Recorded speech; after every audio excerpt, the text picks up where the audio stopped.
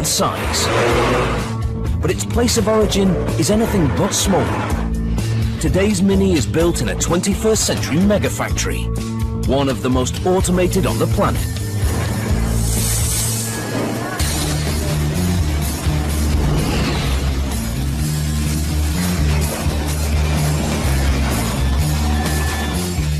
With 3 models already in production, the plant is about to introduce one more.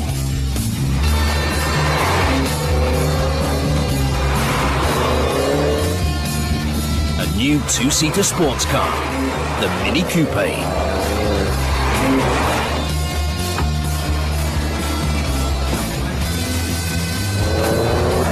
The Coupé is to be unveiled at the world-renowned Frankfurt Motor Show in just a few months' time. It's a huge challenge to meet this deadline, and there's no room for error.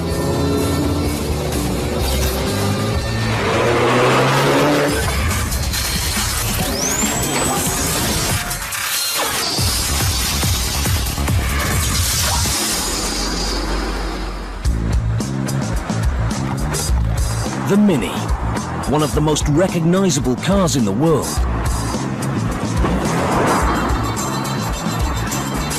Built for the metropolis, but equally at ease on the racetrack.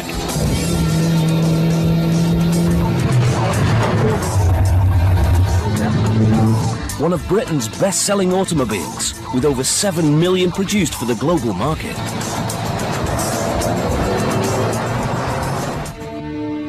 Mini is built in Oxford, one of the oldest, most beautiful university cities in the world. The quintessential heart of England, famed for its Gothic architecture and scholarly tradition. But there is nothing old school about Mini Plant Oxford.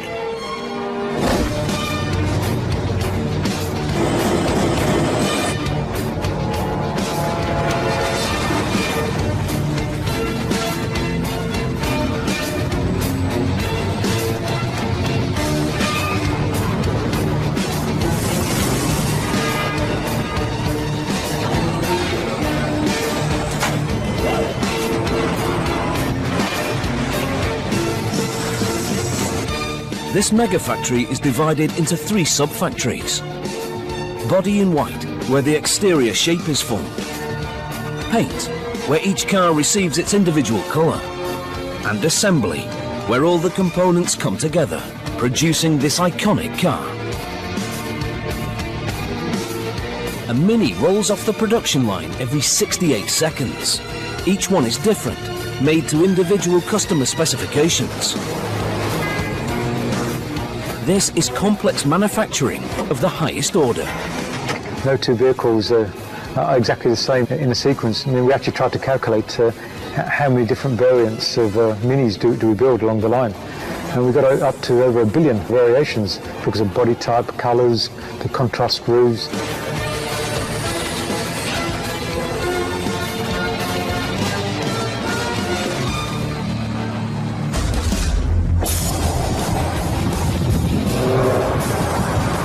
But now a new challenge has been set to produce a brand new model, the Mini Coupé.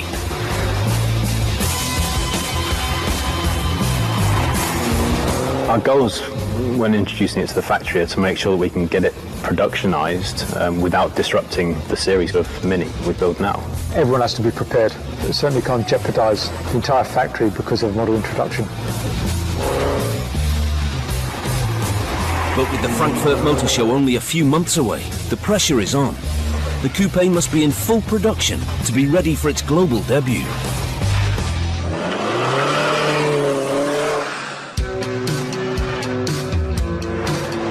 The marriage of Mini and motorsports is nothing new. However, the Coupé is their first 2-seater sports car. Still a Mini, but with a new look.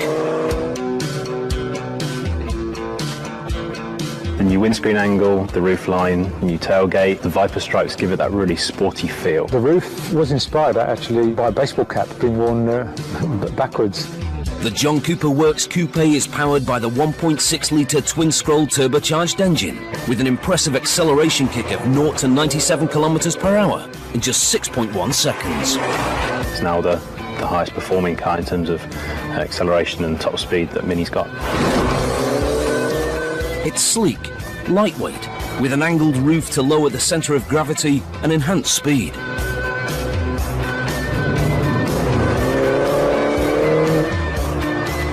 Highlighting the sporting credentials is the active rear spoiler that pops up at 80 km per hour and drops back sitting flush on the rear deck below 60 km per hour. I'd say it had the speed of a cheetah and the agility of a gazelle.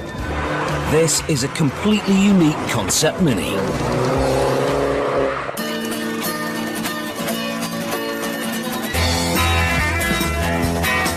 First launched in 1959 by the British Motor Corporation, Mini was developed as a response to the austerity of the post-war years.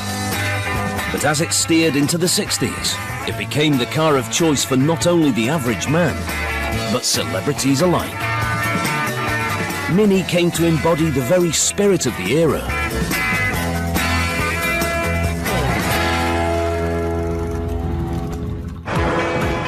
In 1994, this most classic of British cars came under the supervision of new owners, the German luxury car maker BMW. In 2001, 52 years after its first introduction, the Mini was reborn. Originally, this factory was set up for 120,000 cars per year maximum, and only a few years later, 2006-07, manufacturing made already 240,000 cars per year, so simply doubling in a few years. Such is this success story that Plant Oxford is nearing production of its 2 millionth car.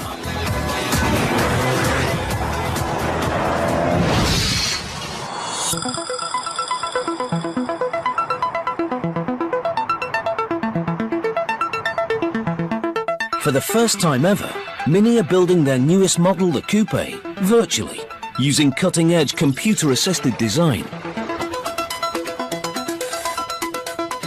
Project manager Tom Fester is responsible for its integration into the factory.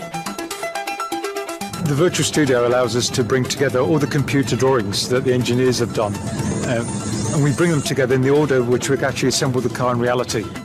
The virtual build is also essential for engineers to check that everything works.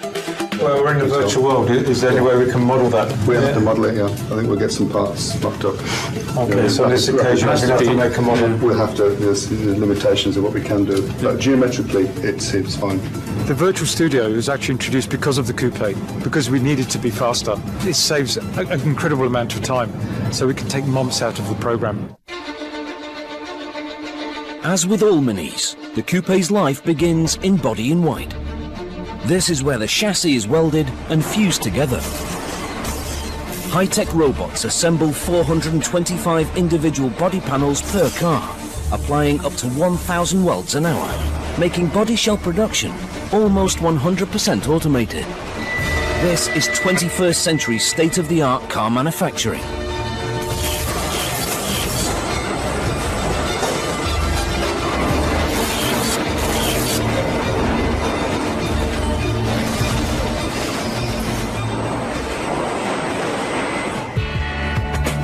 After the reveal at the Frankfurt Motor Show, the Coupé will go on sale to the public.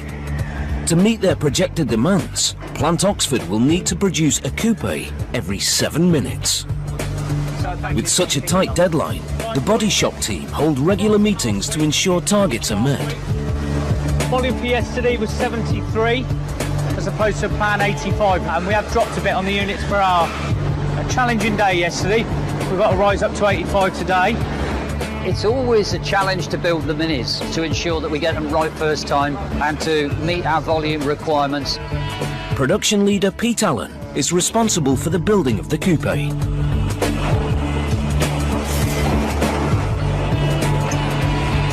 The Coupé is a two-seater Mini, something that we haven't had previously. The underbody is similar to our other Mini because we do use the front end, the mid-floor and the rear floor, but when the differences really start to appear is through the framing facility, where we put the sides of the car on and where we put the roof on, and that's where it takes its major difference from our other Mini products.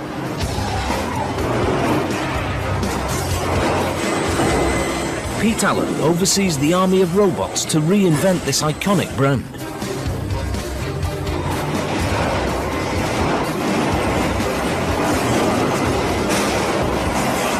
You can program them to put a set of spots in certain positions, and they will continue to do that, and those positions will be exact, they will be as they're programmed, and they will be repeatable with no variation at all.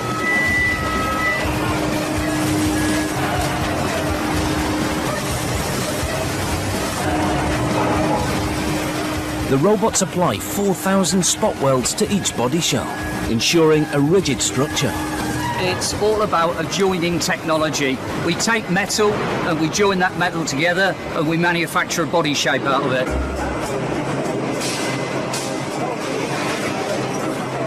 Once the main frame of the Coupé has been assembled, the next step is for a specialist auditor to spot check the welds on random cars. We're testing to make sure that the weld has welded through all materials, and we're testing to make sure the weld is the required size. Since the introduction of the Coupé, we've been given a new inspection tool called Tesonics RSWA. The kit works by passing sound waves through the metal, sending the wave back to the probe.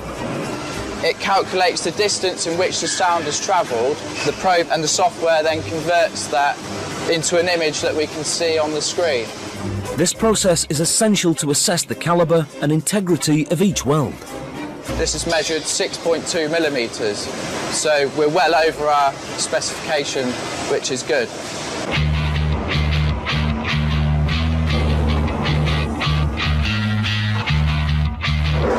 During production, randomly spot-checked coupés are pulled off the line, and these unlucky ones are sent to the dreaded destruction test.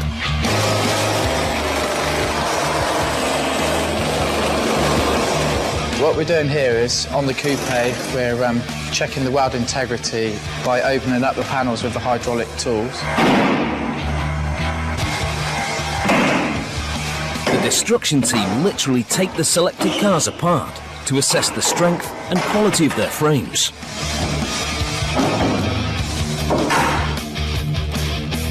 Got a weld slug there of 6.85 millimetres, so I know that my weld is way within spec, which is good. This dismantled Coupé will be recycled to start its journey again.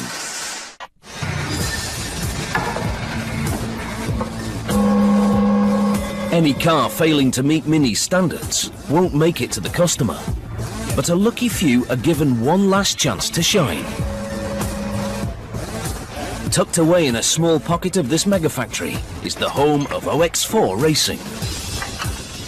In their downtime, enthusiastic workers convert the rejected Minis into high-powered track cars that they race in the Mini Challenge. They'll go up against clubs, other factories, and some private racing teams. The team's actually been here for over 10 years. We started racing the Mini Challenge in 2001. It's been a part of the plant for many, many years. The season is drawing to a close, with one of the last races just a few days away. The championship is still up for grabs. This is the final build stage for the car before the race, so we're just putting it back together after a bit of a rebuild from the last round. We've replaced a lot of new panels on it, so we're just putting the final finishing touches on it before the weekend. In just a few days' time, it'll be off to the race in Anglesey, Wales.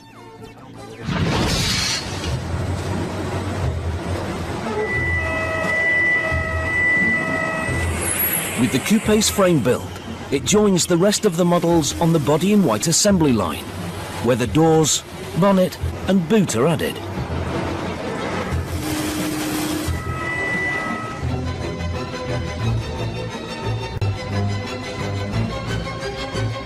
The cars then head to a mezzanine floor to position them for one final step, a strict quality control evaluation.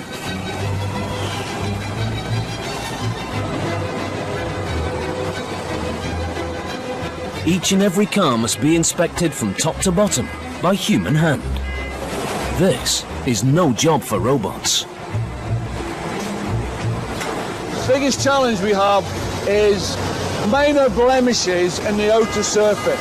Primarily, that's the things we're looking to put right.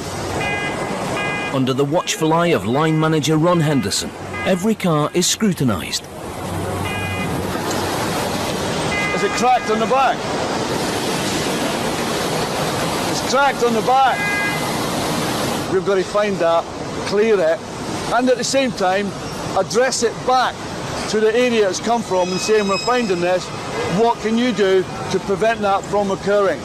It's right on the edge, you see. It needs to be moved in a couple of mils. I've given it that little spur there. Any problems with any model must be rectified immediately, otherwise factory production could be disrupted, affecting the Coupé's looming deadline. Hey, we've got a weld spur on a spot. It's a bit close to the edge by the VC post on the right-hand side. I need you just to come and have a look. It might mean you have to just move this particular spot on the robot because some of the spurs are quite bad. It's not a rework line, it's a final line. So obviously it's the fine fault, address them back so that they can then identify them and put them right. Ron Henderson has a passion for the Mini that runs through the whole factory. The Mini's a cult car. You can be anybody, turn up anywhere in a Mini, and it doesn't matter what you are. You could be a working class man, or you could be a very rich man. It's a classless vehicle. With Ron's approval, a batch of Coupés pass inspection.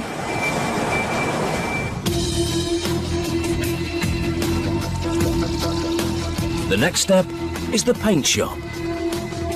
Housed in a building over 60,000 cubic metres in size, each car will travel 10 kilometres on conveyor belts before its makeover is complete.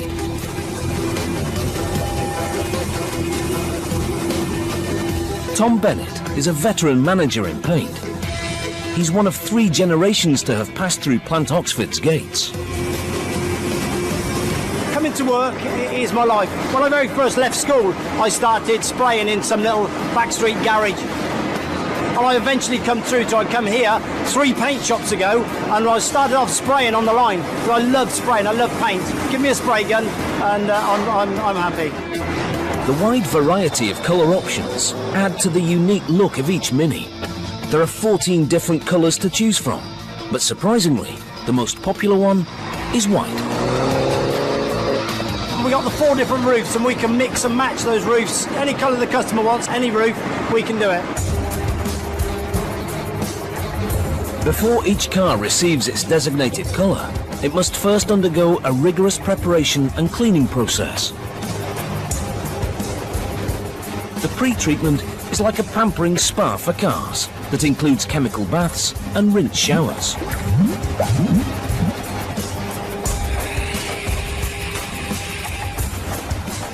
This ensures each Mini is dirt-free, ready for its colour.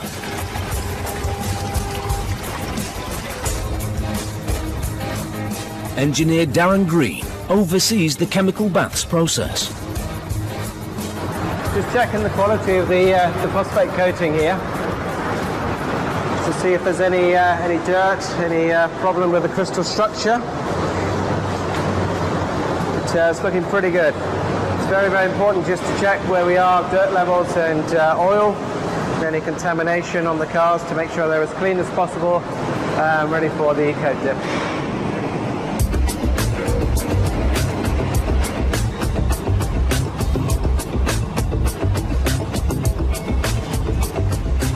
The next step is sealing.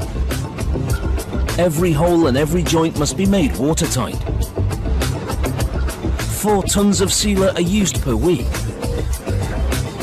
This is a highly skilled job that requires a dexterous hand.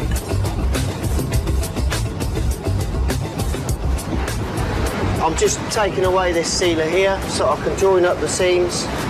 Just keeping it all neat and tidy because the customer sees these seams, so it has to be pretty good, pretty neat, you know, just to make sure everything's in order.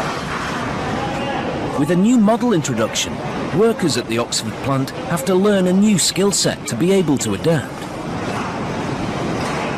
They must learn quick, otherwise factory production is compromised. The Coupé, when it first came down the production line, it was pretty difficult to adjust.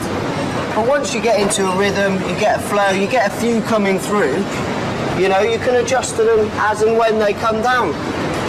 I've been in this plant 10 years now on this line, and I reckon I've done at least a couple of 100,000 minis, at least. Next, the undercarriage is sealed with a liquid plastic to protect it from stone chips and corrosive material like road salt.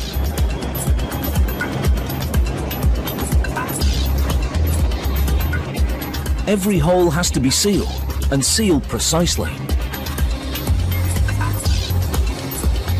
The cars are then left to cool for 1 hour before entering the very final stage of paint preparation, a dust down.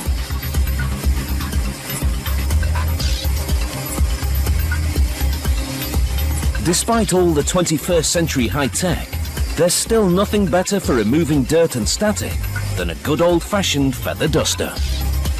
These feathers, from the ostrich, are able to attract small particles and keep hold of them, ensuring a perfect finish.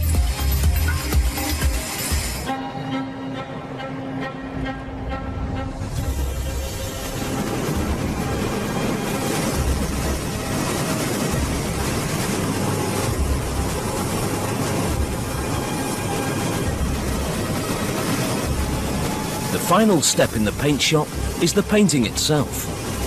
Here, a 21st century megafactory meets good old-fashioned craftsmanship. The prescribed colour is applied using both robot and human-operated paint guns.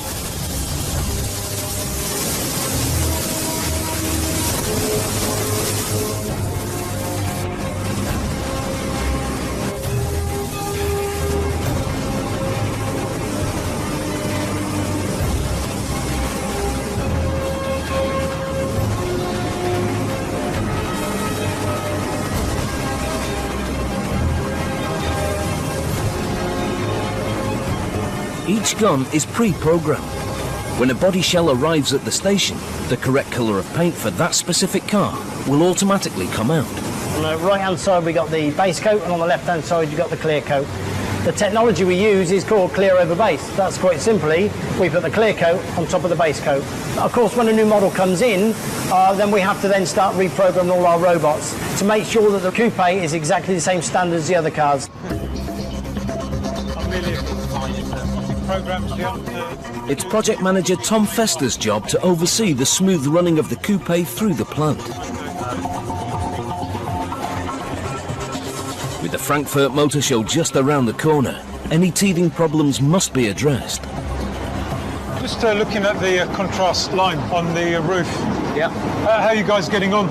The most difficult thing for the contrast roof is getting the symmetry side to side and having a completely flush straight line at the right distance from the roof.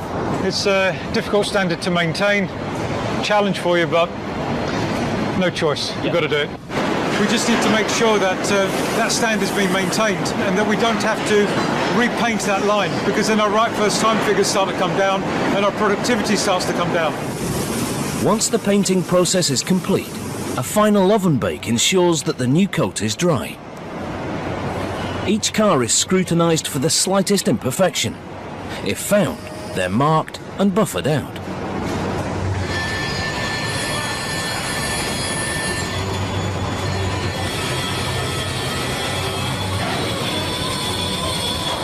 A last polish and wax is applied, and the Minis are ready for assembly.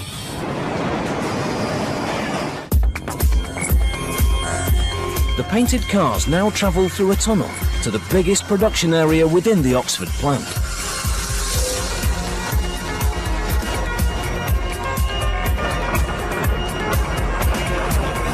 There are 5 major stations, an army of highly trained workers split into 2 working crews.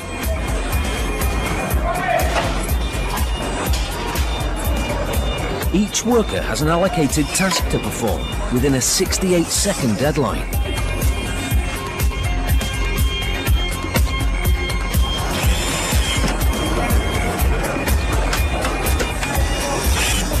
It's here that these iconic cars come together. Ian Cummings has managed almost every assembly production line in the 43 years that he's worked at the Oxford plant. We effectively receive a painted body shell. Our job is to fit around about 2,000 parts to every Mini.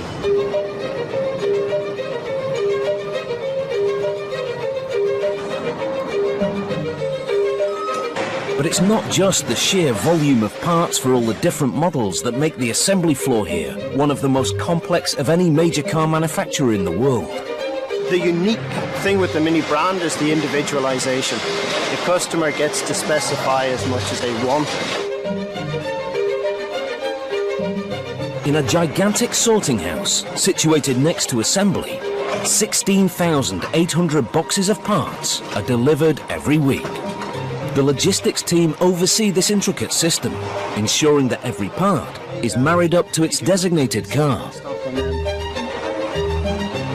The parts are received in bulk, then picked in sequence using an electronic scanning system that scans that part for that particular order in the correct sequence in the delivery pallet, and it's then presented to the associate track site. This essential step enables the production of 850 individual cars a day.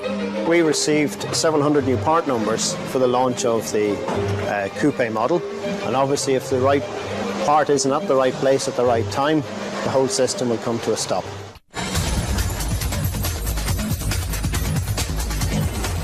As each Mini hits the assembly line, the vehicle identification number is applied, and the doors are removed and placed on a separate line. This enables easy access to the inside of the car. It's now that the guts of the car can be assembled. 1.5 kilometers of electrical wiring is routed through the cabin, boot and engine areas.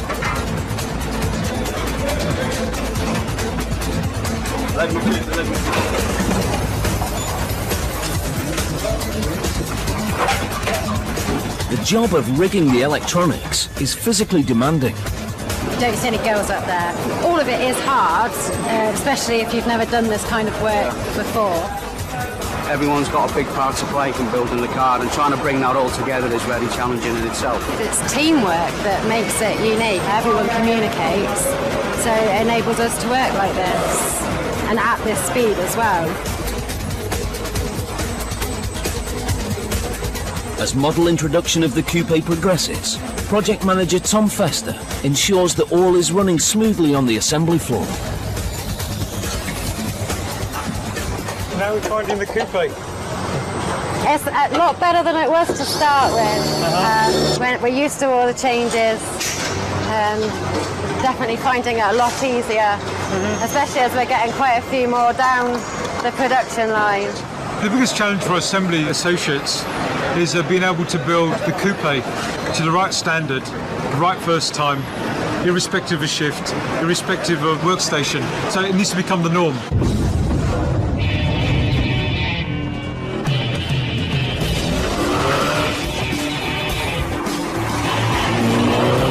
Each Mini Coupé has nearly 700 trim options, allowing for 15 billion different combinations. And in true sports car fashion, no expense is spared on the interior.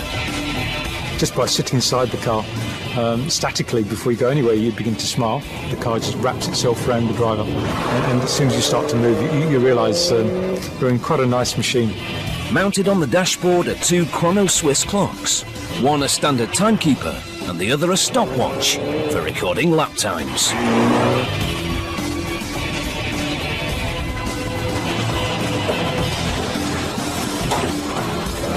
All trim has to be hand-fitted. Each job has a specific time frame to be completed in.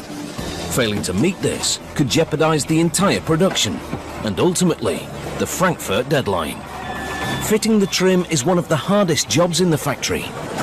On this particular job, there's a 3-man job inside, so we do one in every 3 cars. So we have 3 minutes to do the inside to screw it all up and secure it. You need to be the sort of person who doesn't give up easily, especially when you're learning on a new job and you've got 1 minute to do that job. Some of them are maybe delicate with your fingers. You've got to be very fiddly. Like this one's very fiddly with fingers. If you hit it too hard, you break it, and it can hurt your hand when you're not used to it because you're using muscles you don't normally use. So you have to be willing to take, your body has to take some abuse, if you see what I mean. As each car goes around the assembly line, its allocated engine is simultaneously being built.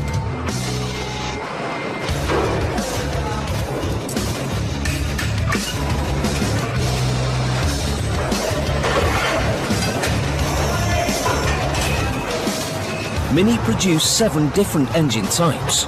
At its top end is the beast, the John Cooper Works. A 1.6 litre engine that produces an impressive 208 horsepower.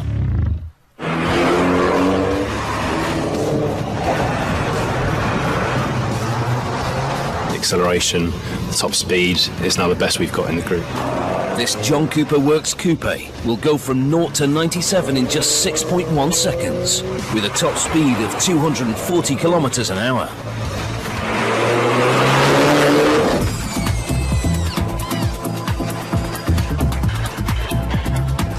An engine needs to be built almost every minute, and over 200 individual parts meticulously added by hand.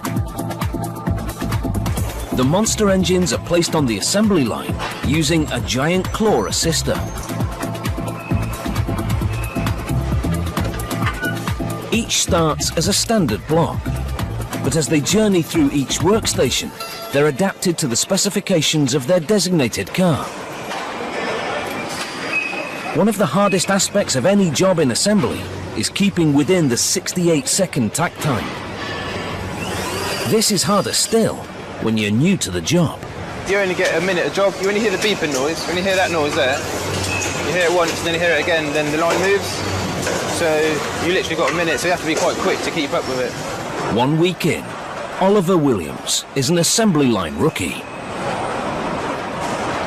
If you make faults in this place, they take it quite seriously, which is obviously understandable, you know. You've got to be very precise with what you're doing.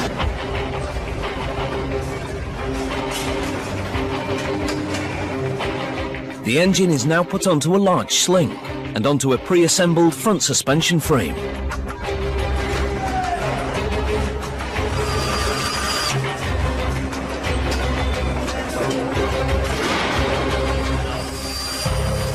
With the engine complete, it's ready for its new home.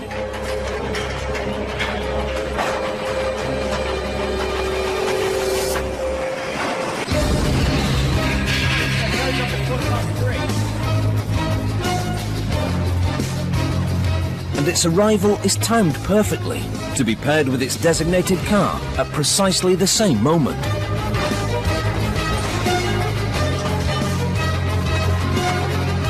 The engine marriage is done in a two-pronged attack.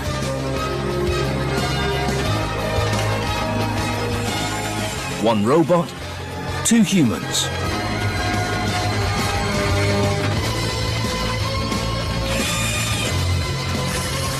In a state-of-the-art factory, to build great cars, nothing beats the partnership of man and machine.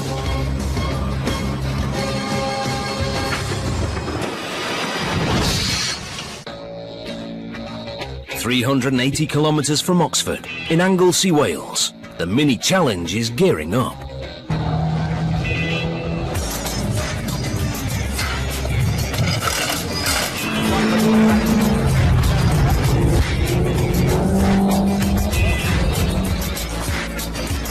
The Megafactories team are running through some last-minute alterations.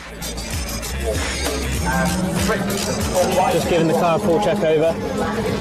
Make sure everything's in order for the next race. We haven't got too long, so it's a bit of a rush to make sure everything's in the right state.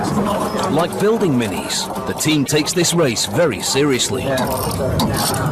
Reputations are at stake. After some long late nights in the factory putting the car together, this is where it all culminates and comes to the race weekend. And it's a lot of hard work. The teams come from all over the United Kingdom and comprise of Mini employees, part dealers and enthusiasts. Competition is tough. One of the favourites to win this year's series is Team Accelerate, a privately owned race team. There's a lot of drivers out there this year that are dedicated and putting a lot of time and practice and money into the driving of the car and the practicing of the car. So obviously a lot of us now want to win it quite badly. we're all friends off track, which is great as well, but obviously on track there's no friends. So the racing's close, you've got that rivalry between you, and the championship's very close at this stage as well, so yeah, all to play for. These are the 2 used ones that we've carried over. Okay, they don't look much better than the new ones now, do they? No. I mean, that one's actually had it on the outside, isn't it? Oh Christ, good state of that. What have you been doing, Bristow? I really don't know. Gavin Bristow from the Quality and Engineering Department is today's driver. Yeah, before the start of the race, there's always a bit of a combination of nerves and excitement.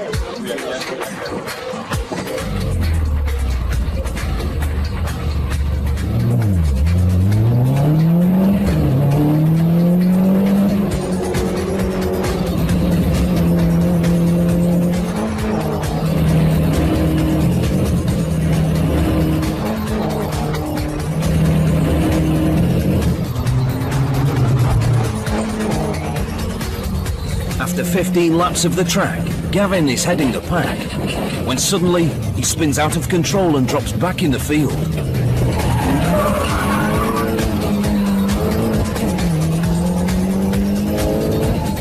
Luke Cordell from Team Accelerate takes the lead.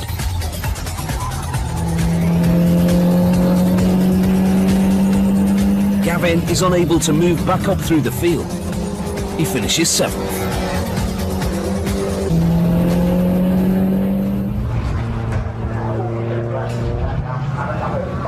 Eventful race, but a little bit of damage, but it's all good. Good battles in there, but yeah, it didn't come away with a brilliant result, but hey, it's great motorsport sometimes. Yeah, the Mini's such a great car to drive because it's such a well-built race car. Obviously, they come off the road as donor cars and they're stripped down to be made into a race car. Obviously, with the wet tyres and stuff like that, they give us great grip in the rain as well. So yeah, it's a great car to drive. The team head back to Oxford. Perhaps next year's new generation car, the Coupé, will be in contention for the top spot. Mini has been owned by BMW since 1994. Since then, it has become one of the world's leading cars. Under new owners, production of this iconic car is seemingly unstoppable and soon to reach a significant milestone. The 2 millionth car is about to roll off the production line. Such is the brand power of Mini that British Prime Minister David Cameron has come to mark the launch of this landmark car. Today is a very good day for Mini. We have just managed to build a 2 millionth engine. Then it goes over to scuff up to meet the body. Then it goes towards end of line once the car's finished built, where David Cameron is waiting to drive the car off end of line. I just wanted to be with you today to celebrate the extraordinary success of your business here, but also of car manufacturing today in the UK, to take that iconic British brand, to give it this great modernisation, and then to produce version after version that has had such commercial success, not just here, but all over the world. Mini has always been part of British history. We've produced our 2 millionth Mini, and the real focus is there. We're selling it, the market wants it. We're meeting the demands of what everybody's requirements are. The Mini Coupé is on the final leg of its journey through the assembly hall. Mini offer 30 different types of wheels. These are secured on with 4 heavy-duty bolts.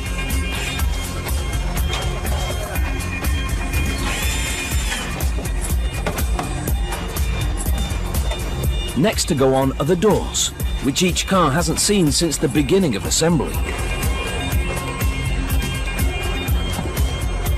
And after fuel is added, the final step is to brand the car.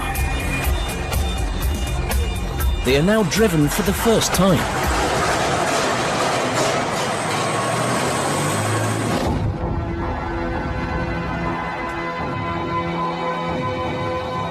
Finally, a comprehensive set of tests are conducted before the coupés leave the factory. These are of paramount importance when introducing a new model.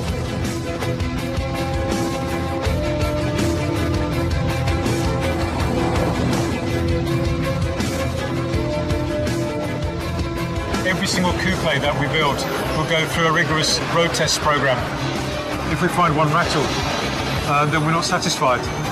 To find any such squeaks or rattles, the cars are driven over specially constructed cobbled tracks.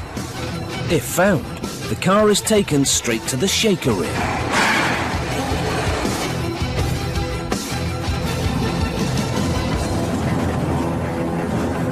The shaker rig simulates every road condition in the world, allowing the team to move freely around the car, locating and diagnosing the noise.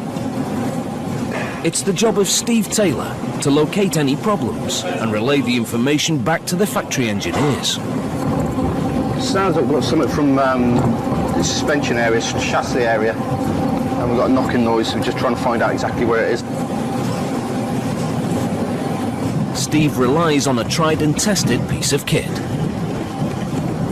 It's a stethoscope microphone, and it allows us to pinpoint noises. When we're actually in the vehicle, it tunes us right into where the area of the noise. And noises from the left-hand rear quarter, it does sound like the exhaust. The rest of the car is very good, very satisfying when you eventually get there and you find out what the issue is. With the final test complete, Plant Oxford is now in full production. Targets are being met. Coupés are beginning to roll off the line.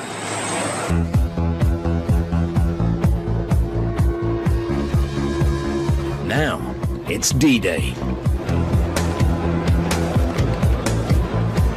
Months of hard work are culminating at the world-famous Frankfurt Motor Show. The press have turned out in force as the Coupé makes its debut.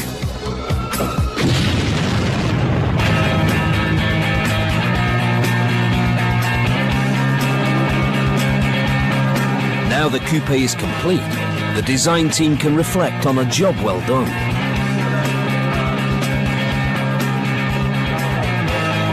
The Mini Coupé is a really good example of the team behind the Mini, the brand. It will appeal to a person who, in this day and age, really wants a fantastically beautiful car that stands out in the crowd. When you see this car come down the street, you really have to, as a customer, identify with the statement of it and say, this is my dream car. From concept to reality in less than 2 years, the Coupé was designed on a computer screen, but born at the Mini Megafactory. The Coupés join the rest of the Mini family to start their new journey.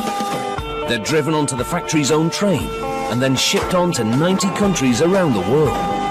I'm sure the public will adopt the Coupé as the next new Mini. For many of the team, the making of these iconic British cars is more than just a job. When people see the Coupé, will they say it's a Mini? Definitely. There are a number of iconic style cues that shout Mini. I've got great pride in the car. You know, if you see one driving past, you can think, yes, I helped to make that car, or I helped to design it and develop it. I'm going to be really proud when I see this car on the streets with customers that have spent their own hard-earned cash. It certainly makes me content. Job well done.